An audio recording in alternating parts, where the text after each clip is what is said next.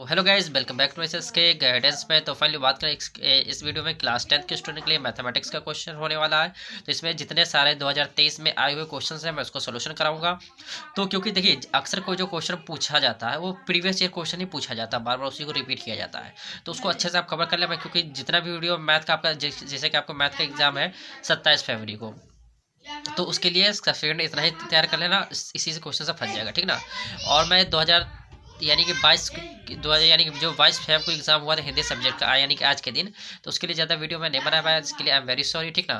तो चलिए स्टार्ट करते हैं वीडियो को। जिससे देखिए क्वेश्चन कह रहा है कि यदि 2 cos² 45 डिग्री -1 इक्वल टू कह रहा है cos थीटा है, तो कह रहा है थीटा का मान क्या होगा। तो इससे पहले तो कह रहे थीटा का मान फाइंड आउट कर रहा है। तो देखिए कैसे करना है। सबसे पहले आपको क्या होगा, cos 45 का मान होना चाहिए। cos 45 का मान क्या होता है, cos 45 का मान 1/√2 होता है, ठीक ना। तो रखते हैं यहाँ पर, यानी 2 तो सही है। cos 45 को मान यहाँ पर रखें क्या, √2, 1/√2 हो जाएगा। 1/√2 का हम क्या कर लेंगे, होल स्क्वायर कर लेंगे, बीच में माइनस लगा वो माइनस लगा लेंगे, फिर 1 लिख लेंगे, इक्वल टू क्या है, cos थीटा हो जाएगा। cos थीटा हो जाएगा। एक काम कर लेते हैं, इसका होल स्क्वायर कर लेते हैं, यानी कि 1/2 हो जाएगा, -1 होगा, इक्वल टू cos थीटा हो जाएगा। इतना क्लियर है। अच्छा एक काम कर लेते हैं, ये cos से cos कैंसिल आउट है, 2 से 2 कैंसिल आउट हुआ क्योंकि ये मल्टीप्लाई में है। तो क्या 2 से 2 कैंसिल आउट है, 1 माइनस का 1 इक्वल टू cos थीटा। अब 1 - 1 कितना हो गया, 0 हो गया। 0 इक्वल टू cos थीटा। और cos में 0 की वैल्यू किसकी होती है, cos में 0 की वैल्यू होती है वो 0 डिग्री की होती है, यानी थीटा इक्वल टू क्या हो गया, थीटा इक्वल टू 0 डिग्री हो गया। तो आई होप ये क्लियर हुआ होगा, ठीक ना। तो इस तरीके से आपको करना है, तो ये आंसर होगा, इस तरीके से आपको लिखना है एग्जाम में, ठीक ना। चलिए आगे क्वेश्चन कह रहा है कि देखिए आगे क्वेश्चन कह रहा है कि बिंदु x, y कह रहा है कि बिंदु x, y है, बिंदु जो 6,3 और 3,6 और -3,4 को समदूरस्थ हो तो x और y में रिलेशन फाइंड आउट करना है, यानी कि संबंध बताना है। देखिए इसमें एक कॉन्सेप्ट होता है कि समदूरस्थ है, यानी कि क्या, इक्वल डिस्टेंस पे है। तो इक्वल डिस्टेंस पे क्या है, जैसे मान लेते हैं ये x, ये एक कोई बिंदु होगा, नहीं x, y जो होगा, मान लेते ये कोई बिंदु है x, y, तो इससे भी और इससे भी क्या होगा, समदूरस्थ होगा। मान लेते ये बिंदु कोई P है, ये बिंदु x, y मान लेते P है, तो यहाँ से a डिस्टेंस पे और ये b डिस्टेंस पे को पॉइंट, जिससे कि मान लेते ये 3,6 दिया है, और ये पॉइंट दिया है -3, क्या दिया है, 4 दिया है। तो इक्वल डिस्टेंस पे, कहने का मतलब ये है, यानी कि इनके बीच का डिस्टेंस, यानी कि पी ए बराबर जो होगा वो पी बी के बराबर होगा। पी के बराबर यानी कि पी बी के बराबर होगा। जब पी ए जो होगा वो पी बी के बराबर होगा, इक्वल डिस्टेंस पे होगा, तो कह रहे हैं इनके बीच रिलेशन क्या होगा वो हमें बताना है। तो चलिए इसको करते हैं। तो कुछ नहीं, आपको डिस्टेंस फॉर्मूला पता होगा, डिस्टेंस यानी दूरी सूत्र जो आपको पता होगा। दूरी सूत्र क्या होता है, दूरी सूत्र जो होता है रूट के अंदर क्या होता है, रूट के अंदर होता है x2 - x1 का होल स्क्वायर प्लस का y2 - y1 का होल स्क्वायर होता है, दूरी सूत्र होता है कि नहीं। तो हम लगाते इस फॉर्मूला का यूज करके हम इसको सॉल्व करते हैं। तो कैसे करेंगे देखिए, आगे इसको सॉल्व करने आगे क्या करेंगे, तो कैसे करेंगे इसको, जैसे कि हम दूरी सूत्र का फॉर्मूला लगाएंगे, दूरी सूत्र का फॉर्मूला लगा के आगे करेंगे। तो एक काम कर लेते हैं कि इनके बीच का डिस्टेंस निकालें, यानी कि एपी निकाल लेते हैं, एपी निकाल लेते हैं, ठीक ना। जब एपी निकालेंगे तो दूरी सूत्र लगा लेंगे, दूरी सूत्र लगा लेंगे। तो एपी निकालें इनके बीच का, यानी इसको x1 y1 मान लेते हैं, इसको x2 y2 मान लेंगे, ठीक ना।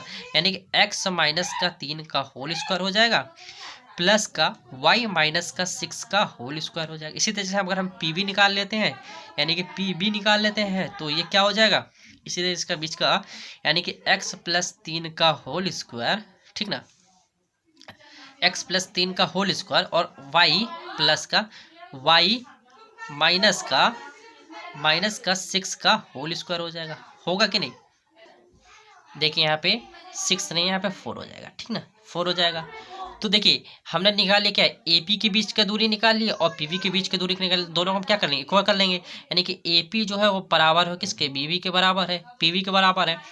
तो हम दोनों का क्या करना है, बराबर कर लेंगे, यानी कि क्या कर लेंगे, इसको दोनों की इक्वल में लिख लेंगे, यानी कि x - 3 का होल स्क्वायर प्लस का y - 6 का होल स्क्वायर इक्वल टू जो हो जाएगा वो किसके बराबर होगा, इसके बराबर हो जाएगा, x + 3 का होल स्क्वायर के और प्लस का y - 4 का होल स्क्वायर बराबर टेकिंग, यानी कि दोनों तरफ क्या कर लेंगे, दोनों तरफ हम लिख देंगे यहाँ पे कि दोनों पक्षों में वर्ग करने पे, दोनों पक्षों में वर्ग करने पे, पक्षों में वर्ग करने पे, इस तरीके से हम हिंदी में लिख देंगे वर्ग करने पर, ठीक ना, दोनों पक्षों में वर्क करेंगे, इस तरीके से सोल्यूशन करेंगे तो प्रॉपर पूरे मार्क्स से मिल जाएगा। ठीक ना, दोनों पक्षों जब यहाँ पे हम दोनों पक्षों में वर्क करेंगे तो ये क्या होगा, रूट से रूट कैंसिल आउट हो जाएगा स्क्वायर से, तो x माइनस 3 का होल स्क्वायर हो जाएगा प्लस का y माइनस 6 का होल स्क्वायर हो जाएगा इक्वल टू x प्लस का 3 का होल स्क्वायर हो जाएगा प्लस का y माइनस का 4 का होल स्क्वायर होगा। हम क्या करेंगे, होल स्क्वायर को यहाँ पे खोल देंगे,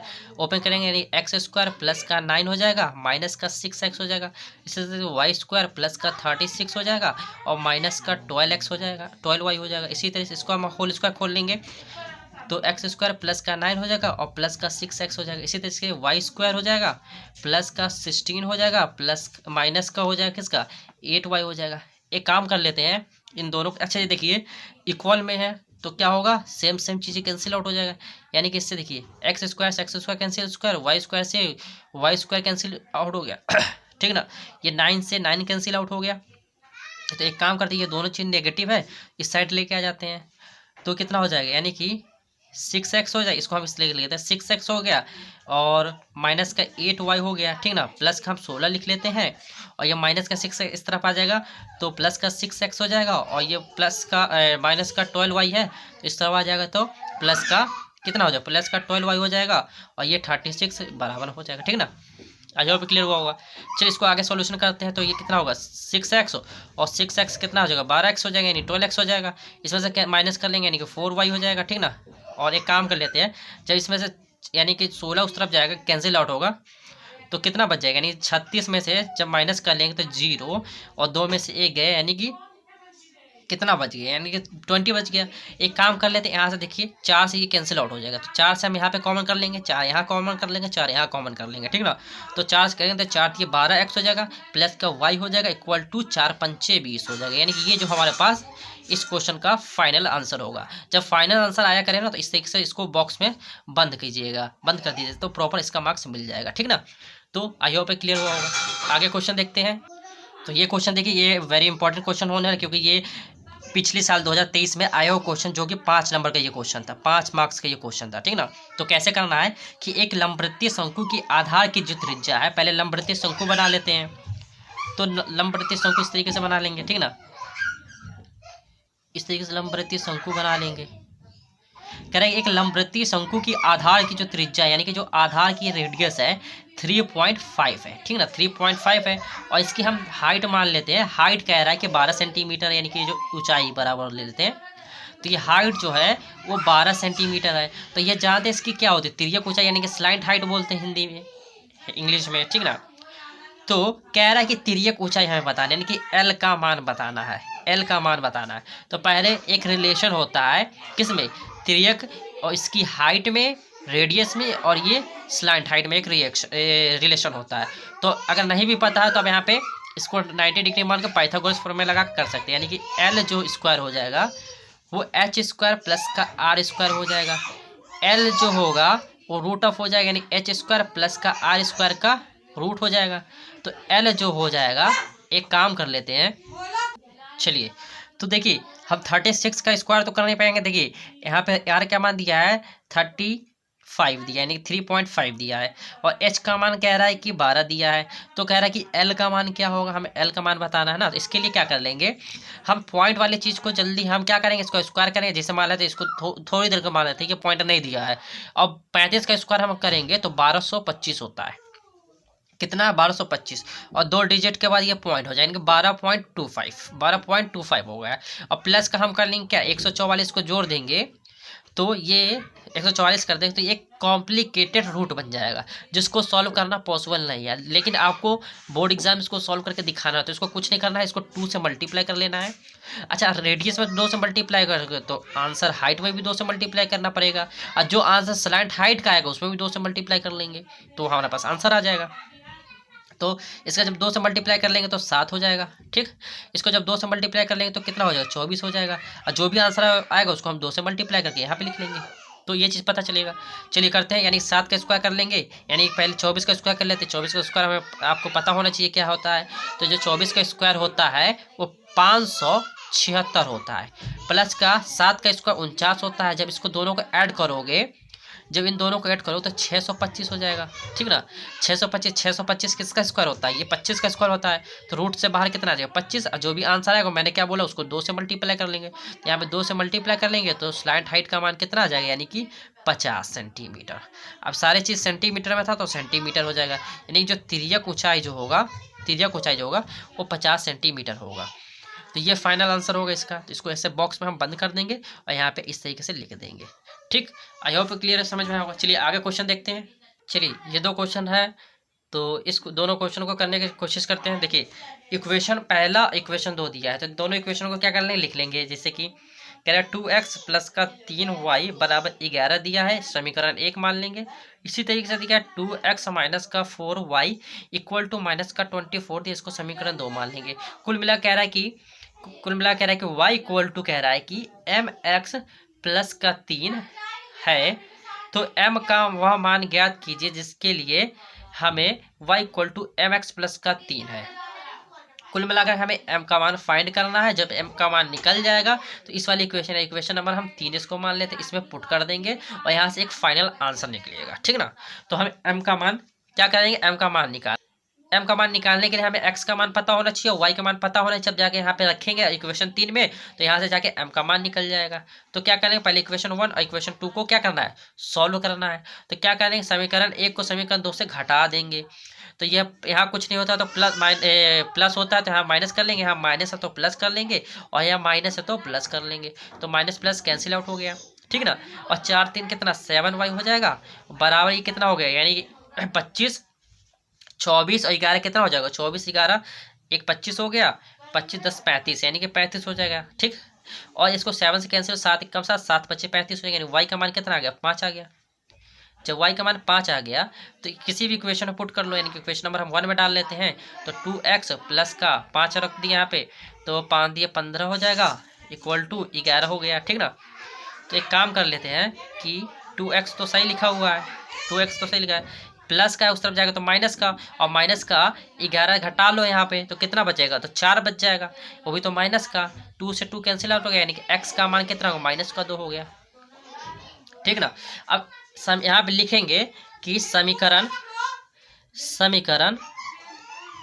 3 में x y का मान रखने पर इस तरीके से हम लिख देंगे। तो रखे समीकरण 3 क्या है, समीकरण 3 y इक्वल टू क्या है, mx प्लस का 3 दिया है, ठीक ना। तो y का मान रख लेते हैं कितना 5 रख लेते हैं, m तो ऐसे रखा है, और x का मान कितना दिया है माइनस का 2 दिया है, तो ब्रैकेट लगा लेंगे, प्लस का 3 लिख देंगे। एक काम कर लेते हैं, प्लस का ये 3 उस तरफ घटा लेंगे तो माइनस का हो जाएगा, ठीक ना। यानी कि इस तरीके से आपको हम यहाँ पे लिख ले, तो इधर चले 5 माइनस का 3 इक्वल टू कितना माइनस का 2m हो जाएगा। इसको कैंसिल आउट कर घटा लेंगे तो कितना हो जाएगा, तो 2 हो जाएगा, इक्वल टू माइनस का 2m हो जाएगा। यहाँ से कैंसिल आउट कर लेंगे तो m का मान जो हो गया वो माइनस का 1 हो गया। तो ये इसका आंसर है, ठीक ना, ये इसका आंसर होगा। तो ये इस तरीके से आंसर जो भी आया करे उसको बॉक्स में फिल कर देना, ठीक। आई होप ये समझ में आया होगा। चलिए आगे क्वेश्चन देखते हैं। तो आगे क्वेश्चन है कि कह रहा है कि समीकरण x प्लस का 1/x का मान 3 दिया है, वेयर जहाँ पे x is not equal to 0 है तो मूल ज्ञात करना है। कुल मिला के x का मान फाइंड आउट करना है, ठीक ना। तो देखिए जब भी x प्लस 1/x है और कह रहा है कि x is not equal to 0 होना, सही बात है, x अगर 0 हो जाए तो ऊपर वैल्यू नॉट डिफाइन कर जाएगा। तो कुछ नहीं, यहाँ पे 1 लेकर के, यानी कि x plus 1/x equal to 3 दिया है, ठीक ना। तो यहाँ पे 1 लेके एलसीएम ले लेंगे, यानी x स्क्वायर प्लस का 1 में x इक्वल टू 3 हो जाएगा। क्या करेंगे, क्रॉस मल्टीप्लाई कर लेंगे, ठीक ना। जब क्रॉस मल्टीप्लाई करें x स्क्वायर प्लस का 1 इक्वल टू 3x हो जाएगा। एक काम कर लेते हैं, प्लस का इस तरफ ले आएंगे और बाकी उस तरफ हम 0 कर देंगे, ठीक ना। यानी कि x स्क्वायर माइनस का 3x प्लस का 1 हो गया, इक्वल टू 0 हो गया। अच्छा, इस समीकरण में देखिए क्या आप वो फॉर्मूला लगा सकते हैं, कोई इसमें मेथड बन रहा है तो इसमें आप सीधी धाराचार रूल लगाएंगे। सीधी धाराचार रूल क्या होता है, x इक्वल टू क्या होता है प्लस माइनस b, ठीक ना, यानी कि प्लस माइनस b, और यहाँ पे फॉर्मूला क्या होता है माइनस। चलिए आगे क्या करना होता है, देखिए सीधी धाराचार का फॉर्मूला क्या होता है, फॉर्मूला जो होता है वो x इक्वल टू क्या होता है माइनस का b plus minus root of b square minus का 4ac अपॉन 2a, ये फॉर्मूला होता है। तो इस समीकरण को क्या कर लेंगे, पहले इससे ए बी सी में हम कंपैरिजन कर लें। तो यहाँ पे ए का मान निकालते हैं, यानी एक्स स्क्वायर माइनस का 3x प्लस का 1 इक्वल टू 0 को हम पहले कंपैरिजन कर लेंगे, यानी कि तुलना कर लेंगे। तुलना करने पर, ठीक ना, जब तुलना करेंगे तो इसको तुलना कर लेते हैं, यानी कि यहाँ पे क्या ए का मान क्या आ जाएगा, यानी कि इसको हम ए का मान निकाले तो ए का मान यहाँ पे 1 आ गया, ठीक ना। बी का मान निकाले तो माइनस का 3 आ गया, एंड सी का मान निकालेंगे यहाँ पे 1 आ गया, ठीक ना। रखते हैं तो एक्स इक्वल टू क्या हो जाएगा, एक्स इक्वल टू क्या होगा, माइनस का बी, यानी कि ऑलरेडी माइनस, एक ऑलरेडी ये माइनस, तो 3 हो गया, प्लस का root of plus minus B square, यानी कि -3 का स्क्वायर करेंगे तो 9 हो जाएगा, माइनस का 4 इंटू ए इंटू सी, यानी कि दोनों, यानी कि 1 इंटू 1 हो गया, अपॉन में 2a, यानी कि 1 इंटू 1 हो जाएगा, ठीक। चलिए इसको कर लेते हैं, यानी एक्स इक्वल टू सही लिखा हुआ है, प्लस का 3 है, प्लस माइनस एक काम कर लेते हैं, ये 9 यहाँ इसको मल्टीप्लाई कर लेंगे तो 4 निकलेगा, और यहाँ पे 9 है, यानी कि यहाँ पे जब 9 में से 4 को माइनस कर लेंगे तो 5 आ जाएगा, और यहाँ अपॉन में 2 हो जाएगा। एक काम कर लेते हैं कि एक बार प्लस कर लेते हैं, एक बार माइनस ले लेते, क्योंकि क्वाड्रेटिक इक्वेशन बन रहा है, द्विघात समीकरण बन रहा है, और द्विघात समीकरण में इसका मैक्सिमम पावर क्या है, मैक्सिमम पावर 2 है, क्योंकि देखिए ना यहाँ पे इसका मैक्सिमम पावर, यहाँ पे मैक्सिमम पावर क्या है, 2 है, तो इसका मैक्सिमम जो आंसर आएगा 2 आएगा, इसका मैक्सिमम आंसर क्या आएगा, 2 आएगा, इसका जो मैक्सिमम आंसर होगा वो 2 आएगा। इस तरीके से 2 मैक्सिमम आंसर आएगा। तो इसको जब अलग अलग कर लेंगे, एक बार प्लस का ले लेंगे, एक बार माइनस का ले लेंगे, तो चलो प्लस का ले लें एक बार, तो हम 3 प्लस का रूट ऑफ 5 अपॉन में 2 आ जाएगा, एक बार माइनस का ले लेते हैं तो 3 माइनस का रूट ऑफ x अपॉन का 2 हो जाएगा। तो आई होप ये समझ में आया होगा। तो सॉल्यूशन अच्छा लगा हो, क्वेश्चन इंपॉर्टेंट था, वेरी वेरी इंपॉर्टेंट था। तो वीडियो को यहीं पे एंड करते हैं, जब तक किसी अनदर टॉपिक के साथ इंपॉर्टेंट क्वेश्चन आने वाला फिर शाम को आएगा, तो उसको जरूर वॉच करना। चलिए वीडियो को यहीं पे एंड करते हैं।